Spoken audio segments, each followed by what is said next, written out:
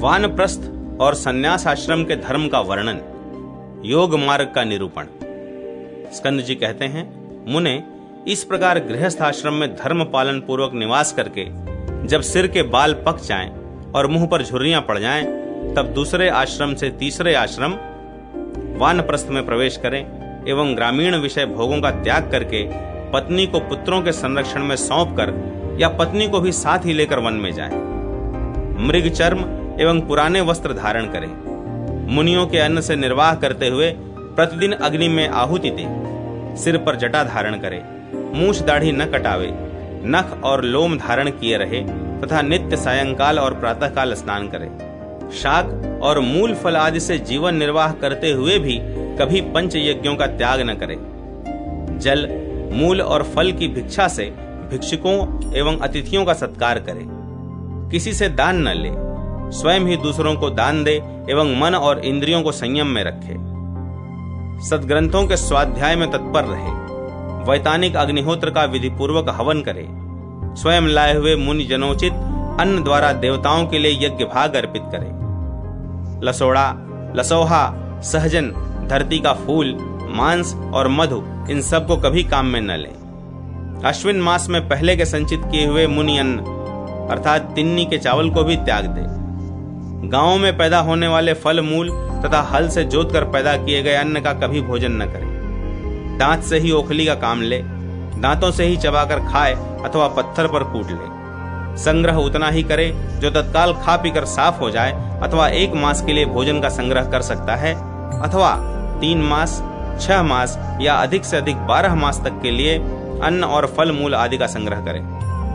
प्रतिदिन 1 बार केवल रात में ही भोजन करे, अथवा 1 दिन का अंतर देकर भोजन करे, अथवा 2 दिन का अंतर देकर तीसरे दिन की संध्या को भोजन करे, या चांद्रायण व्रत करता रहे, अथवा 15 दिन या 1 मास पर भोजन किया करे, अथवा वानप्रस्थ पुरुष सदा फल मूल का ही भोजन करते हुए तपस्या से अपने शरीर को सुखावे और प्रतिदिन देवताओं तथा पितरों को तृप्त करे। ऐसा संभव न हो तो अग्निदेव को अपने आत्मा में ही भावना द्वारा स्थापित करके अपने लिए कोई भी आश्रम न बनाकर विचरता रहे और प्राण यात्रा के लिए वनवासी तपस्वियों से भिक्षा मांग ले, अथवा गांव में से ही भिक्षा मांगकर लावे और वन में ही रहकर प्रतिदिन 8 ग्रास भोजन करे। इस प्रकार वानप्रस्थ आश्रम में स्थित हुआ ब्राह्मण ब्रह्मलोक में प्रतिष्ठित होता है। आयु का तीसरा भाग वानप्रस्थ आश्रम में व्यतीत करके आयु के चौथे भाग में राव प्रकार की आसक्तियों का त्याग करके संन्यास ले ले।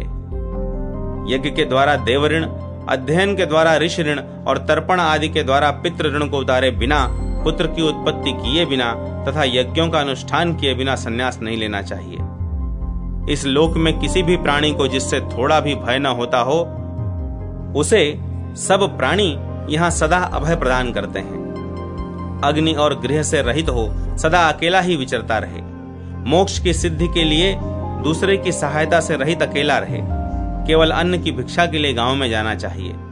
सन्यासी न तो जीने की इच्छा करे न तो मरने की ही। जैसे सेवक अपने स्वामी के आदेश की प्रतीक्षा करता है, वैसे ही सन्यासी मृत्यु काल की प्रतीक्षा करता है। जो कहीं भी ममता नहीं रखता और सर्वत्र समता के भाव से युक्त रहता है, वृक्ष के नीचे ही जो सो लेता है, वही मुमुक्षु इस लोक में प्रशंसित होता है। प्रतिदिन ध्यान लगाना, बाहर और भीतर से पवित्र रहना, भिक्षा लाना और नित्य एकांत में रहना, यही 4 कर्म सन्यासी के हैं। इनसे भिन्न कोई 5वां कर्म नहीं है।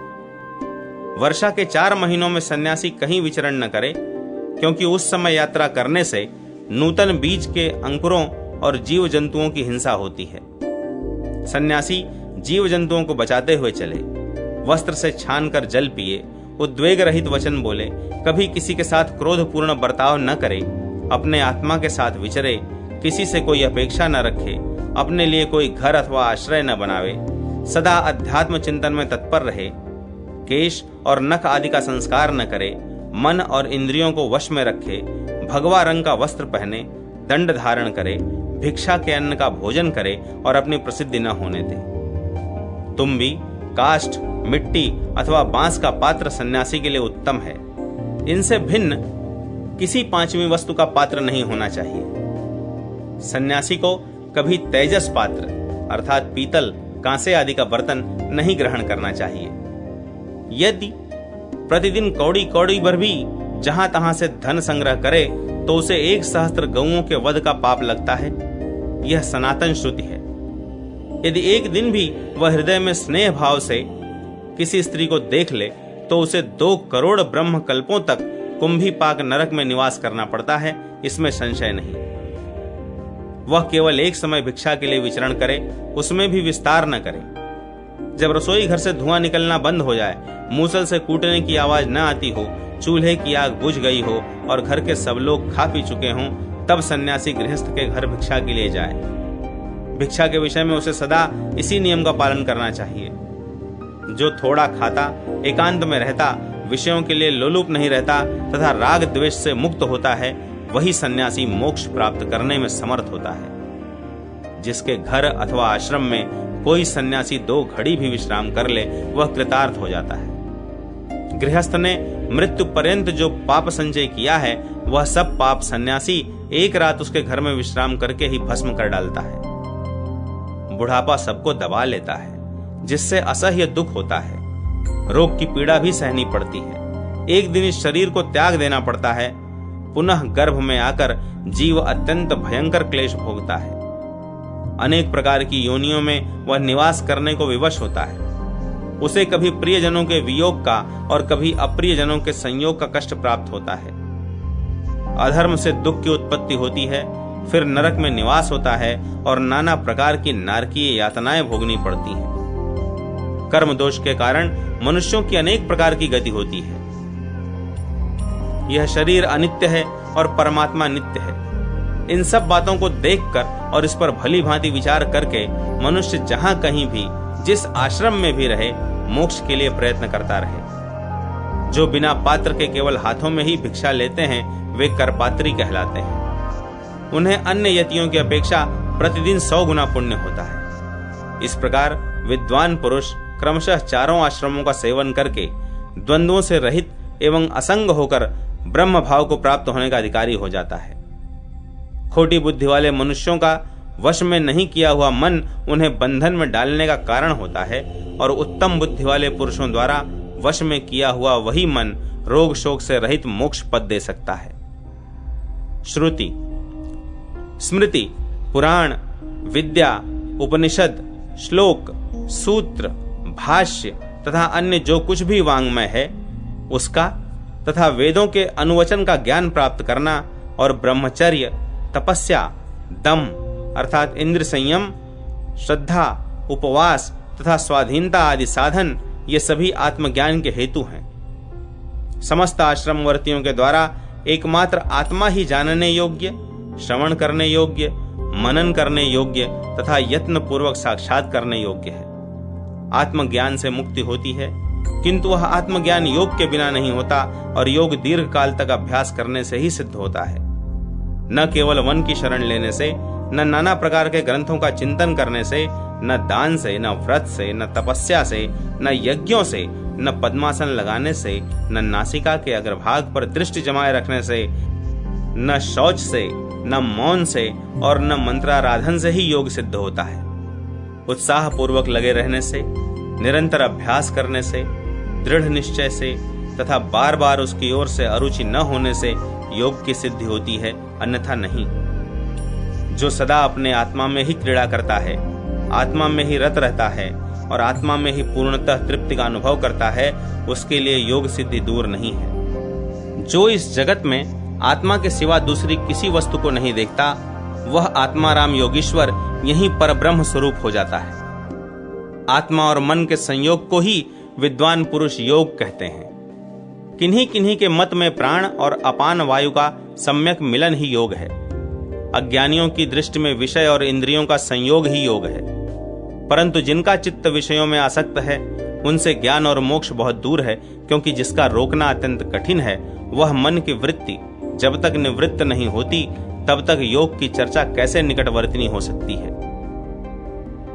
जो अपने मन को वृत्तियों से शून्य करके उसे क्षेत्रज्ञ परमात्मा में लगाकर एकीभूत कर देता है और स्वयं मन की आसक्ति से मुक्त हो जाता है, वह योग युक्त कहलाता है। समस्त बहिर्मुख इंद्रियों को अंतर्मुख करके उन्हें मन में स्थापित करे। फिर इंद्रिय समुदाय सहित मन को क्षेत्रज्ञ आत्मा में लगावे। सब भाव विकारों से रहित क्षेत्रज्ञ को परमानंद स्वरूप ब्रह्म में एकीभूत करे। यही ध्यान है और यही योग है। शेष जितनी बातें हैं सब ग्रंथ की विस्तार मात्र है। जो नित्य योग के अभ्यास में लगा हुआ है उसके लिए परब्रह्म परमात्मा स्वसंवेद्य होता है। वह सनातन परब्रह्म सूक्ष्म होने के कारण वाणी द्वारा अथवा किसी संकेत के द्वारा भी नहीं बताया जा सकता।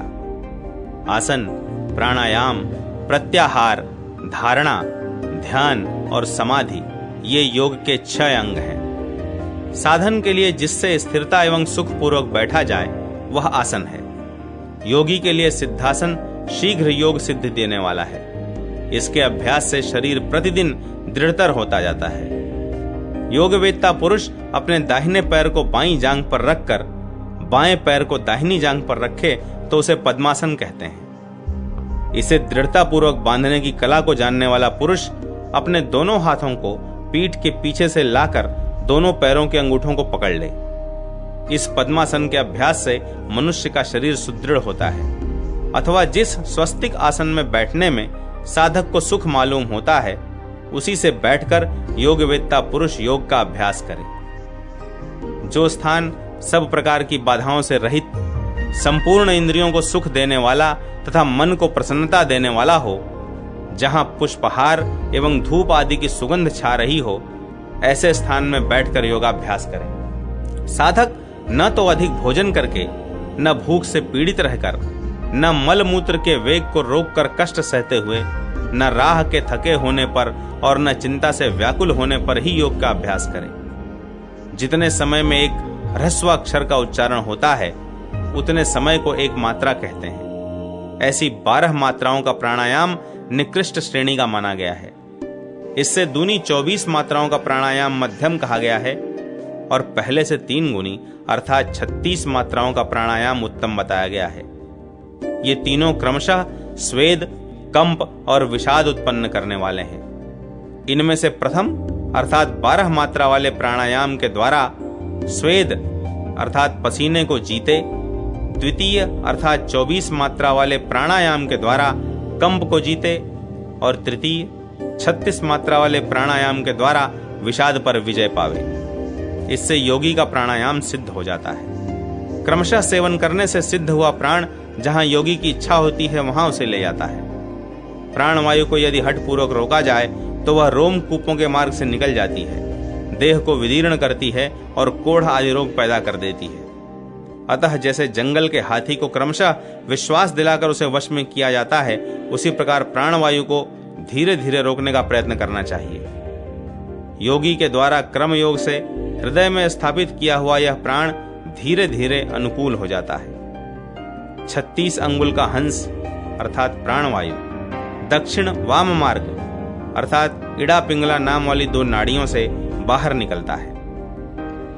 प्रयाण करने के कारण उसे प्राण कहते हैं। जब समस्त नाड़ी चक्र शांत होकर शुद्ध हो जाता है तभी योगी पुरुष अपने प्राणों को रोकने में समर्थ होता है। दृढ़ता पूर्वक आसन पर बैठकर योगी यथाशक्ति चंद्र नाड़ी इड़ा के मार्ग से प्राणवायु को भीतर भरे अर्थात नासिका के वाम छिद्र द्वारा। तत्पश्चात सूर्य मार्ग पिंगला नाड़ी अर्थात नासिका के दाहिने छिद्र से उसे बाहर निकाले। यह पूरक और रेचक नाम वाला प्राणायाम कहलाता है। योगी पुरुष कुंभक नामक प्राणायाम के द्वारा चंद्र बीज से युक्त झरती हुई सुधा धारा के प्रवाह का ध्यान करते हुए तत्काल सुख का अनुभव करता है।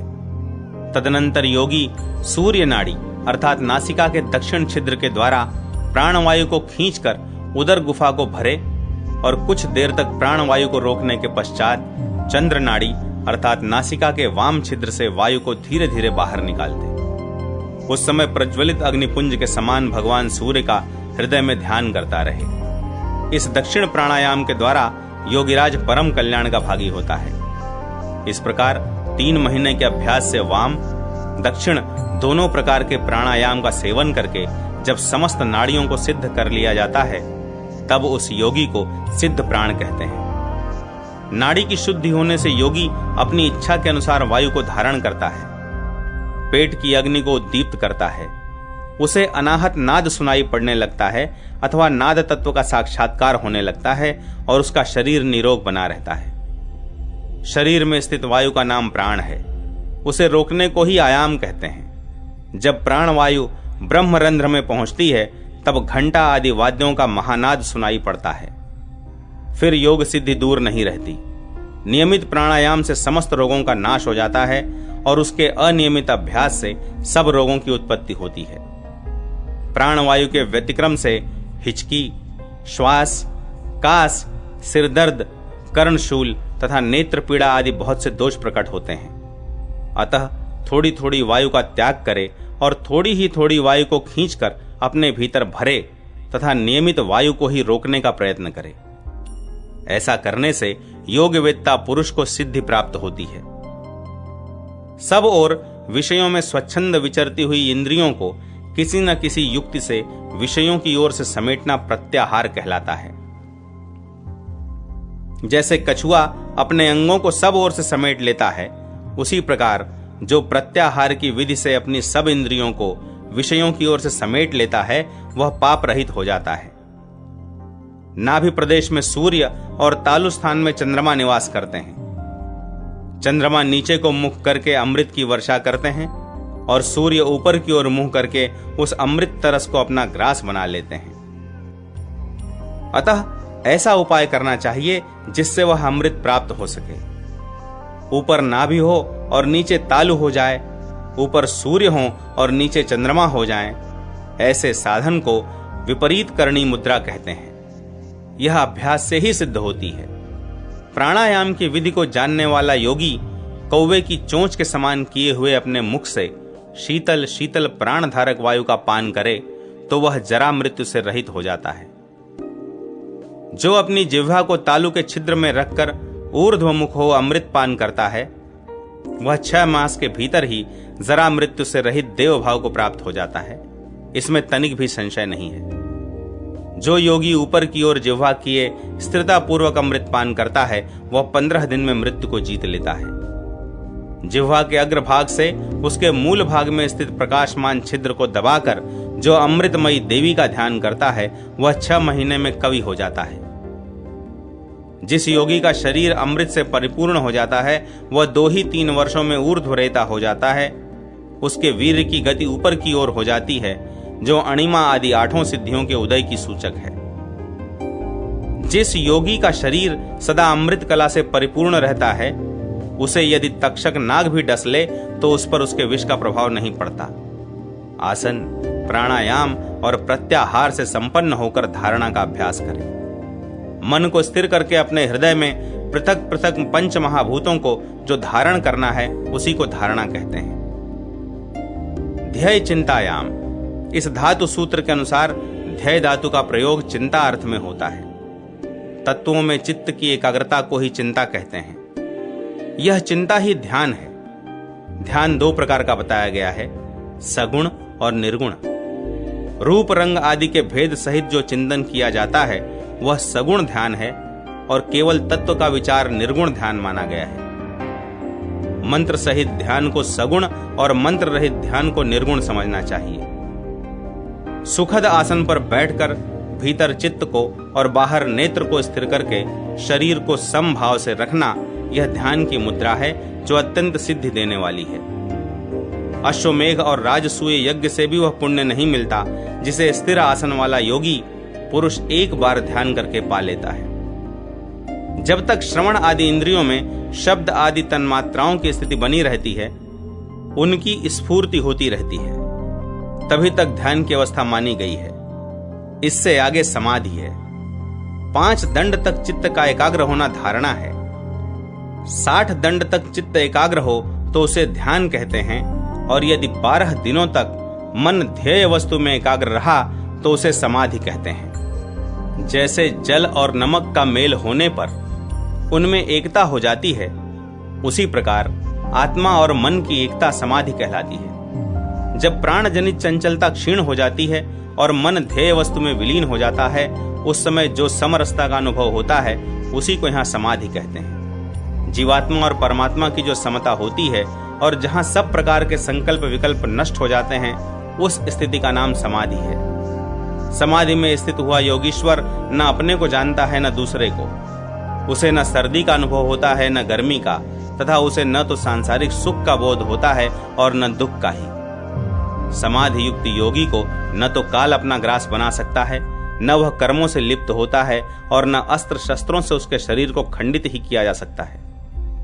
जिसका आहार विहार नियमित है, जिसकी कर्म विषयक चेष्टा भी नियमित है और जिसका सोना जागना भी नियमित रूप से ही होता है, वह योगी तत्व का साक्षात्कार करता है। ब्रह्मवेत्ता पुरुष विज्ञानमय आनंद स्वरूप ब्रह्म को ही तत्व मानते हैं, जिसका कोई दृष्टांत नहीं है तथा जो मन और वाणी का अगोचर है, उस आलंब शून्य निर्भय एवं निरोग परब्रह्म परमात्मा में योगी पुरुष षडंग योग विधि से लीन होता है। जैसे घी में छोड़ा हुआ घी घृत ही होता है और दूध में मिलाया हुआ दूध दूध ही होता है, उसी प्रकार योगी ब्रह्म में तन्मयता को प्राप्त होता है। योगी विभूति आदि जलहीन वस्तुओं से शरीर मर्दन करे, गरम जल और नमक को त्याग दे और सदा दूध का ही आहार करे, ब्रह्मचर्य का पालन करे, क्रोध और लोभ को जीते तथा किसी से भी द्वेष न करे। इस प्रकार 1 वर्ष तक निरंतर अभ्यास करने से मनुष्य योगी कहलाता है। जो महामुद्रा, खेचरी मुद्रा, उड्डीयान बंध, जलंधर बंध और मूल बंध को जानता है, वह योगी योग सिद्धि का भागी होता है। पूरक, कुंभक और रेचक नामक प्राणायाम से नाड़ी समूह को शुद्ध करना और चंद्र और सूर्य नाड़ी, इड़ा और पिंगला को जोड़ना तथा विकार के हेतुभूत रसों को भली भांति सुखाना, इसको महामुद्रा कहते हैं। बाएं पैर से जननेंद्रिय को दबाकर अपनी ठोड़ी को वक्षस्थल पर रखे और दोनों हाथों से फैले हुए दाहिने पैर को देर तक पकड़े रहे। फिर प्राणवायु से अपने उदर को पूर्ण करके धीरे धीरे उसे देर तक बाहर निकाले। यह महामुद्रा बताई गई है, जो बड़े बड़े पापों की राशि का विनाश करने वाली है। इस प्रकार इड़ा नाड़ी द्वारा प्राणायाम का अभ्यास करके फिर पिंगला नाड़ी में उसका अभ्यास करें। जब पूरक आदि की संख्या समान हो जाए, तब मुद्रा का विसर्जन करें। इसका अभ्यास हो जाने पर योगी के लिए पथ्य और अपथ्य का विचार नहीं रह जाता है। उसके लिए सभी विकारोत्पादक रस नीरस हो जाते हैं। भयानक विष भी पिए हुए अमृत की भांति पच जाता है। जो महामुद्रा का अभ्यास कर लेता है, उसके क्षय, कोढ़, बवासीर, वायुगोला और अजीर्ण आदि रोग नष्ट हो जाते हैं। यदि उलट कर गई हुई जिह्वा कपाल के छिद्र में प्रविष्ट हो और दृष्टि दोनों भौहों के बीच में स्थिर रहे, तो खेचरी मुद्रा होती है। जो खेचरी मुद्रा को जानता है, वह बाण समूह से पीड़ित नहीं होता और न कर्मों से ही लिप्त होता है। उसको काल भी बाधा नहीं दे सकता। इसमें चित्त आकाश में विचरता है और जिह्वा भी आकाशगत होकर चरती है। इससे इस मुद्रा का नाम खेचरी है। सिद्ध पुरुषों ने इसका सेवन किया है। शरीर में जब तक बिंदु स्थित है, तब तक मृत्यु का भय कहां से होगा, और जब तक खेचरी मुद्रा बंधी हुई है, तब तक बिंदु बाहर नहीं आता। महापक्षी अर्थात महाप्राण दिन रात उड़ता रहता है, उसी को इस मुद्रा द्वारा बांधा जाता है। इसलिए इसका नाम उड्डीयान बंध है। नाभि के ऊपर और उदर में पश्चिम तान धारण करें, यह उड्डीयान बंध कहलाता है। इसके सिद्ध हो जाने पर मनुष्य मृत्यु का भी भय त्याग देता है। जो नाड़ियों के समूह को, जिसके द्वारा कि शरीरांतर्गत छिद्रों का जल नीचे की ओर प्रवाहित होता है, बांधता है, वह जालंधर बंध कहलाता है। जो कंठ में होने वाले दुख समुदाय का नाश करने वाला है। कंठ को संकुचित करके किए जाने वाले इस जालंधर बंध के सिद्ध होने पर ललाट और तालुवर्ती चंद्रमंडल में स्थित अमृत उदर की अग्नि में नहीं गिरता और वायु का भी प्रकोप नहीं होता। दोनों एड़ियों से लिंग को दबाकर और अपान वायु को ऊपर की ओर खींचकर गुदा को संकुचित करें। इसे मूल बंध कहते हैं। मूल बंध का सतत अभ्यास करने से अपान और प्राण वायु की एकता होती है, मलमूत्र का नाश होता है और वृद्ध पुरुष भी तरुण हो जाता है। प्राण और अपान वायु के वश में होकर चंचल हुआ जीव इड़ा और पिंगला नाड़ी के द्वारा नीचे ऊपर दौड़ता रहता है। वह कहीं स्थिर नहीं हो पाता। जैसे रस्सी में बंधा हुआ पक्षी कहीं उड़कर जाए तो भी उसे पुनः अपने समीप खींच लिया जाता है, उसी प्रकार तीनों गुणों में बंधा हुआ जीव प्राणायाम के द्वारा खींचा जाता है। अपान प्राण को और प्राण अपान को अपनी ओर खींचता है। ये दोनों ऊपर स्थित हैं।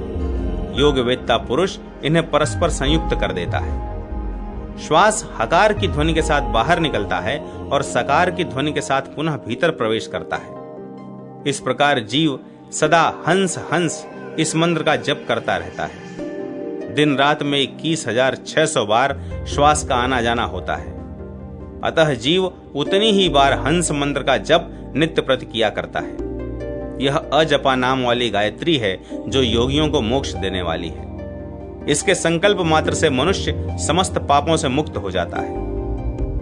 योगी के योग मार्ग में अनेक प्रकार के विघ्न आते हैं जो उसकी साधना में हानि पहुंचाने वाले हैं। उसे दूर की बातें सुनाई देती हैं, दूर का दृश्य अपने आगे प्रत्यक्ष दिखाई देता है, आधे पल में सैकड़ों योजन जाने की शक्ति आ जाती है, बिना पढ़े ही अथवा बिना स्मरण किए ही सब शास्त्र कंठस्थ हो जाते हैं, धारणा शक्ति बहुत बढ़ जाती है और महान भार भी हल्का प्रतीत होता है।